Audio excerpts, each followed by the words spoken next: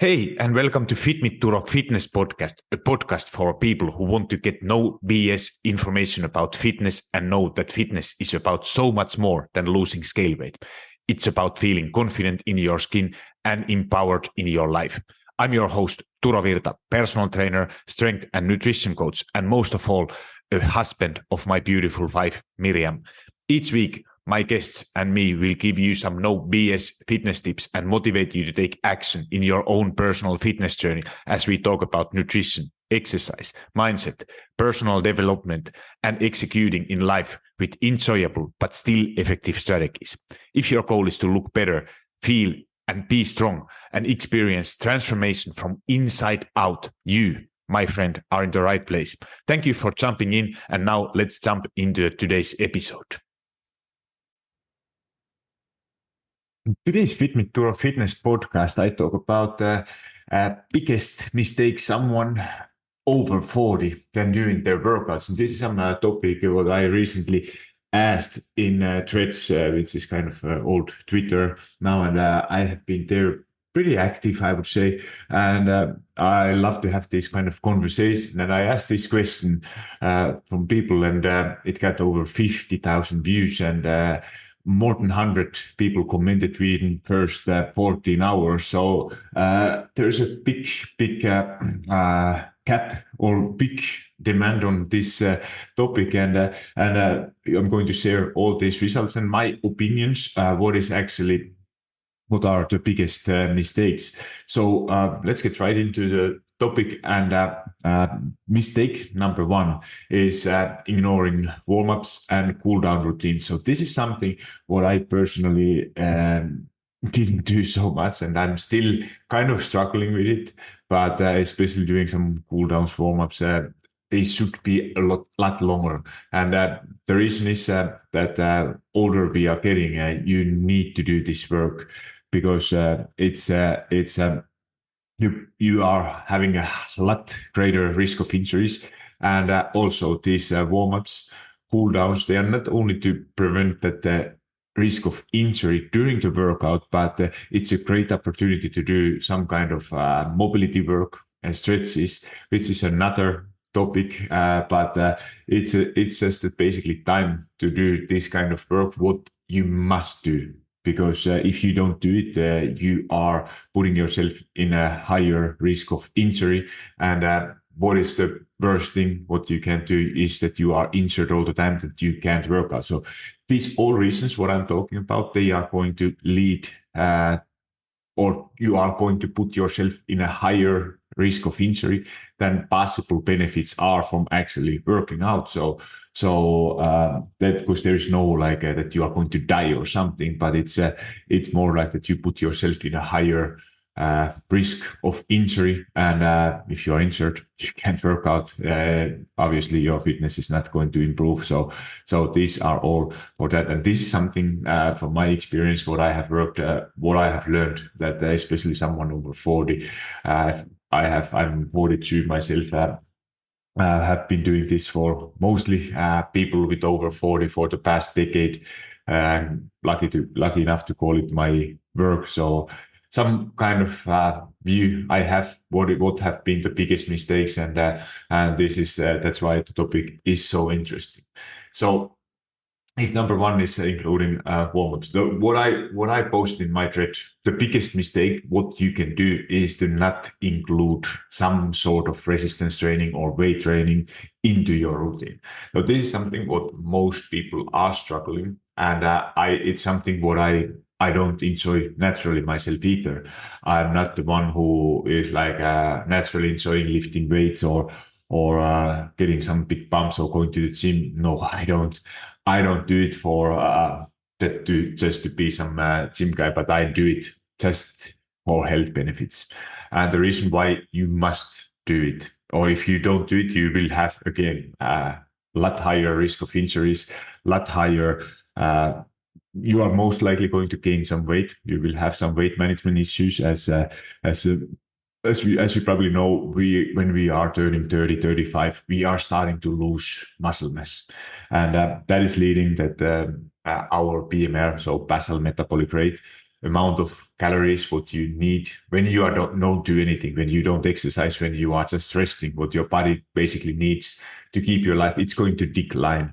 And that number, when it's even it's that amount is not significant, but let's say that it's 50 calories per day.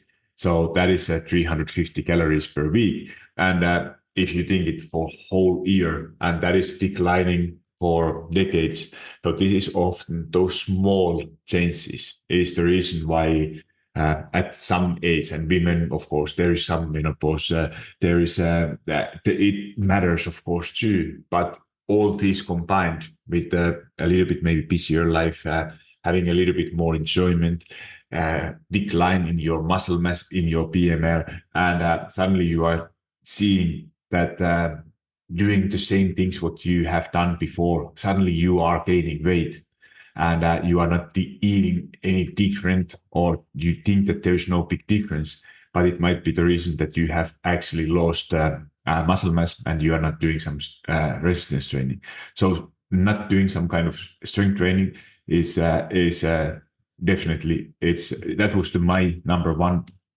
And it's not that you don't need to do it a lot. If you do, let's say, one strength training per week, if it's like 45 minute to 60 minute session per week, you are not losing anything. You are maintaining everything. Then if you get yourself doing like 90 minutes, 2 times 45 minutes, 3 times 30 minutes strength training, you can expect to see some results already. And then if you get over 2 hours strength training per week, you can expect to see great benefits, great progress. And it's, of course, it depends on how much you are doing currently, what is your experience. If you are someone who have been working out 5 times per week and you reduce it for 2 times per week, of course you can't expect to see results. But if you are, especially if you are someone who don't have a lot of experience doing 45 minutes per week, you are going to see progress. And if you are anywhere like somewhere 90 minutes per week, that is amount with a good program, you are able to see good progress. And this is what I currently do. I do myself minimum what is possible. And for me, that minimum is 60 to 90 minutes per week strength training. And that is at the moment what is my goal, is to maintain everything, maybe to make little progress. At the moment, that is not my priority. So just basically maintaining everything, and results, I'm more than happy with my own results. So this is mistake number 2. Mistake number 3 is what I call weekend warrior. And this was actually somebody posted about it in the threads.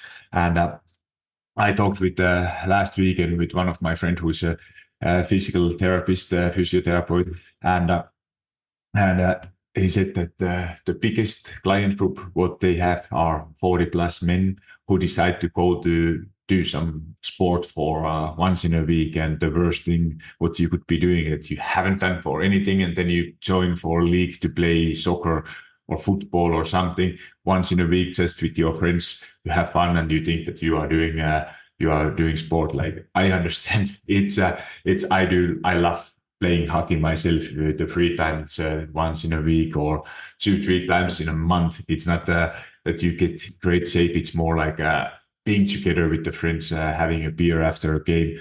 But it has nothing to do with the sport. And if you go, you think that, okay, it's not for, you don't go for beer or something. It's just that you are enjoying to do it, but think it why it might actually do more harm than good if it's the only thing what you're doing. Like that my friend told that the biggest client group is 40 plus men who are playing once in a week soccer, and they come because it's risk of injuries is so great. And then, if you are not, you think that what is the biggest problem? It's same for me too with the ice hockey. Like even I'm in a decent shape, you think that your head is still going, like you think that this is how it should go, but body is not always following anymore. So you get a little bit slower, and then you risk of injuries. You think that this you have done at some point, and now you think that you after decade break, you are able to do the same things again. And that is not what is going to happen. Plus, you have a lot greater risk of injuries, especially if you have been missing mobility workout, strength training. Your muscles are not the same than they used to be. Your joints are not the same as they used to be. And then suddenly you are injured and you hurt your knee, you hurt your ankle, you hurt your hips or back or whatever. So this is, it just creates a greater risk of injury than what actually those benefits are. Of course, there are some social, mental benefits, but just if I think just your own fitness and health, it might be doing more harm than actually good. So then mistake number 4 is that you are probably pushing too hard. And this is kind of related to what I talked earlier, is that if you go to gym and you know that what you have done, if you have done, you have been working out at some point of your life, and now you think that later in life that you have to break your personal records, beat your running time, what you have had in your 20s. And especially if you try to achieve those goals too fast. I'm not saying that you can't go after those goals. They are great goals to have. And it's always, for some people, it works very well to have some kind of workout goals. But if you are trying to push and progress too hard and too fast, that is, again, you are putting yourself higher risk of injury. And most likely you are going to put yourself also too much fatigue and pain, and you are pushing yourself through all this pain. And in the end, if you think that if you are not some athlete, at least for me, I changed my way of thinking. I don't need to deadlift 300 kilos. When I was in my 20s, I wanted to hit personal bests. And now it's more like I said, it's just for health benefits. I don't need to break my records, what I have been doing somewhere in my 20s or 30s. So just a little bit different approach. Then number 5 is what I originally thought this would be the number 2 is not doing some kind of mobility or flexibility training. So in 80s, when I grew up, or 90s, it was all about stretching. And now in 2024, I'm all about mobility training. So what is the difference? They are kind of same thing. Mobility is more like kind of your goal is to improve improve movement of your joints. So for example, knees, hips, increasing that range of motion of your joints. So that is kind of mobility, and stretching is kind of making your muscles more flexible. And I'm not taking away from stretching. It's kind of the same thing. Mobility is kind of like more dynamic. It's more with the motion as when stretching is more like kind of static stuff. And often those are the things what I have been seeing, that people who are getting knee problems. The problem is often it's not the muscles around your knee or your knees. It's all starts from missing lack, or is the lack of mobility from your ankles. And the same thing if you have issues with your lower back. It's not that you have often the reason is not that you lift something wrong or you get cold. It's a lack of movement, lack of from your hips, lack of mobility from your hips. So the range of motion is not great enough in your hips. And that is causing, because that muscles and body, it's kind of a chain what is going. So often it's not the reason. What is the real reason behind that pain is not where you get the pain. It's cause of coming from somewhere else. And doing these kind of self tests and seeing that, because those are really hard to recognize that where you are lacking that mobility or what you do. And that's why I, for example, for all my coaching programs, I created a self-evaluation test with the mobility, where you don't need to go to see someone in some expensive training that you get. You can do this totally at home. You have a all fail pass. Just simply that if you are able to, if you are getting some fail in some areas of your body, There's correctional exercises you can include into your warm-up routines, into your cool downs. Or if you are doing strength training, you have a longer rest time, like 2-3 minutes, what you at least at some point you should have. It's not all about like getting things so quickly, so you can use heavier weights when you have longer rest time. And if you don't know what to do within those rest times, you have mobility exercises, and those are great opportunities to include those, because mobility training is not something that you should be doing like hours per day. It's what good mobility workout is 1 to 10 minutes.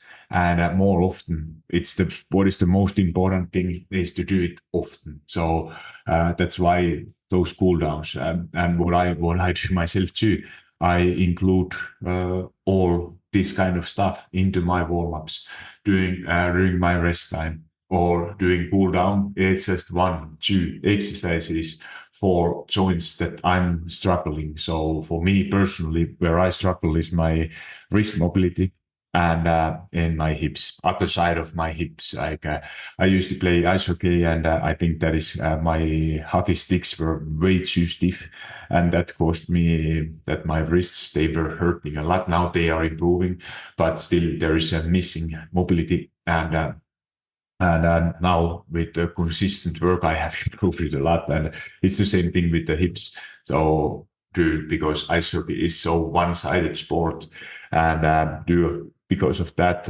my other part of my hips is a lot stiffer than other part, and that's why I really need to pay attention to get my body back in balance. And that's how I have been making amazing progress, just including this into my routine. And then last two things quickly. So next mistake is inconsistency. So if you are, often what I see is that people, when they get motivated, they are doing with high intensity, like doing going for a run way too fast, and or starting with some high intensity training. And then what happens is that they maybe get get it done like for 2 weeks, 3 weeks, and then it's getting too hard, too difficult. And then, you are more likely to skip the routine. And if you are not consistent, what you can expect. So it's not about, especially older you get, you have to learn sustainable habits like a walking or any form of exercise you do, but that it's not getting too hard, too taxing for your body, or too difficult that you are putting yourself into a risk of injury. So more this kind of going a little bit lower with the intensity, and aiming for more sustainable, and what the emphasis, consistency over intensity. And for example, for me at the moment, it's walking. Walking is something what I earlier thought that it's not even an exercise, and now I would say that it's the best exercise for my mental health, for my physical health, and also because I love to do it with my wife. We go to walk without any phones or anything, and it's our time to talk. And I feel like that's the best thing for our relationship, what we have done within the past years. And the last thing is poor nutrition and hydration, sleep. So all these things, if you are not adjusting your diet and hydration to support your increased physical activity, it's going to do a lot more harm. Also, lack of sleep. You are not resting, you are not recovering. The sleep is the best way to recover. And if all these things, they are not aligned with your workout routine, you are going to feel it. And again, you are going to reduce your performance and put yourself in a higher risk of injuries. So these were the biggest mistakes what I have found and what we talked about. And if you feel like that you are doing some of this, try to fix it. And if you need someone who keeps you accountable, who is telling you what to do, and you are controlling, you seeing what exercises you have been doing, just checking you out and asking you questions, what you could be improving. Consider my one-on-one coaching as that is the most effective way to get it. I understand it's not for everyone, but send me an email, turo@fitmeturo.com, or fill out application, what I will put in the end of this podcast. So thank you for listening and talk to you soon. Hold up, friend. Do you love Fit Me Turo Fitness podcast? If so, the best way to say thank you is to subscribe to the podcast and leave a review on iTunes. I know every podcaster wants you to leave a review, but it's because those reviews help the podcast to reach more people. I truly want to know what you think, and if this particular episode resonated with you, would you also please share it? Either send a link to someone who you think will find it valuable, or take a screenshot and post it into your social media and tell your friends and family why they should listen it. Make sure you tag me so I can hear your feedback and give you a little love. And if you aren't already following me on Instagram or TikTok, that's the perfect time to hit that follow button. Thank you for being here and listening to Fit Me Turo Fitness podcast.